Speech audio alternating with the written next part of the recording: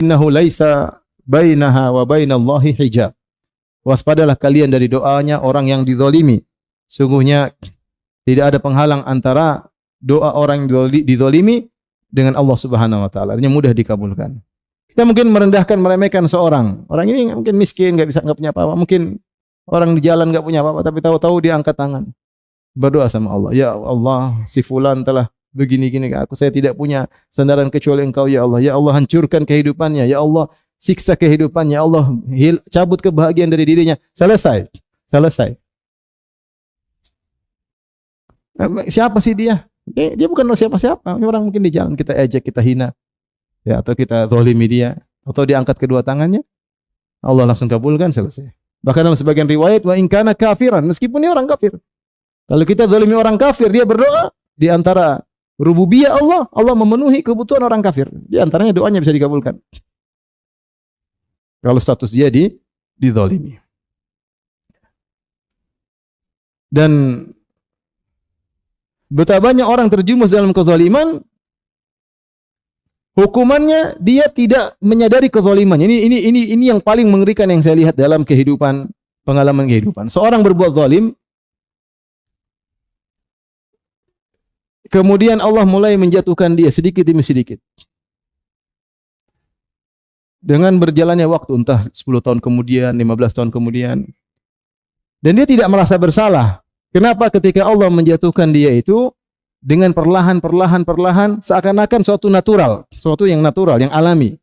Padahal kalau kita menilik kembali 15 tahun yang lalu, ini dosa sekarang yang menimpa dia ini pernah dia lakukan pada orang lain 15 tahun yang lalu. Atau 20 tahun yang lalu. Sementara dia tidak menyadari, dia menyangka itu perkara yang natural biasa aja. Sehingga tidak terbetik dalam hatinya untuk bertobat dari kezaliman yang dia lakukan. Ini sangat mengerikan seperti itu. Dalam banyak hal, contoh seorang misalnya dia makan harta orang, kemudian dia zalim sama orang, tiba-tiba dia mulai miskin, mulai sakit, mulai ditinggal oleh pegawainya, dan dia merasa biasa, aduh, lagi pandemi. Dia merasa dia selalu mengkaitkan musibah yang menimpa dia dengan kejadian alam. Dia tidak sadar bahwasanya itu akibat perbuatan dia beberapa tahun yang silam. Ya, itu sangat mengerikan kalau itu, sehingga meninggal sudah berbuat zalim, dihukum dan tidak bertobat kepada Allah Subhanahu wa taala. Mengerikan.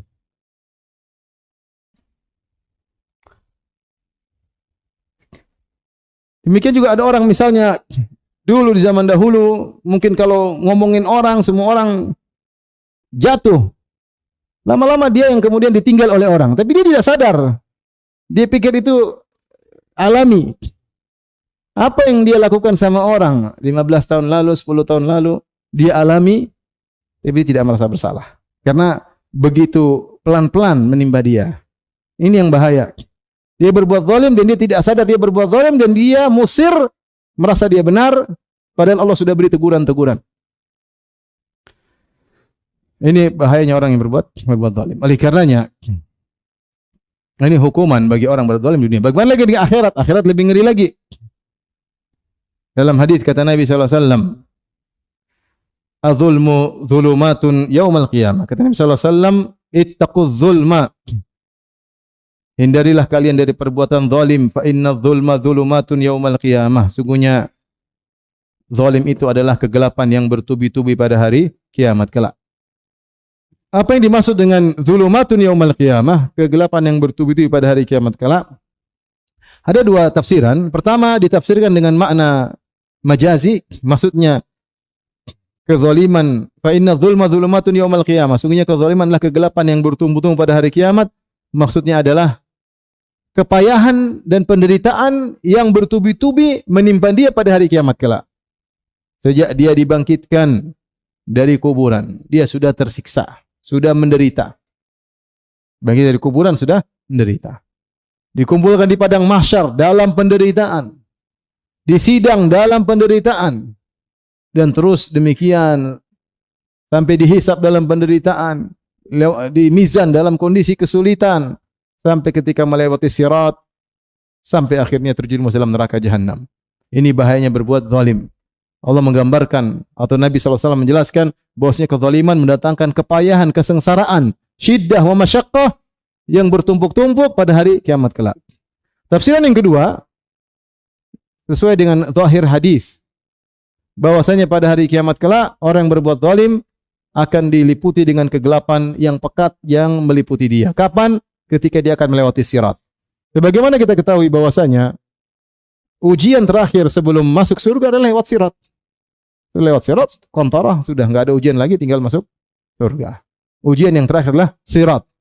Makanya tidak ada perkataan para anbiya ketika melewati sirat kecuali 3 kata, mereka mengatakan Allahumma sallim sallim. Ya Allah selamatkan umatku, ya Allah selamatkan umatku. Itu doa mereka.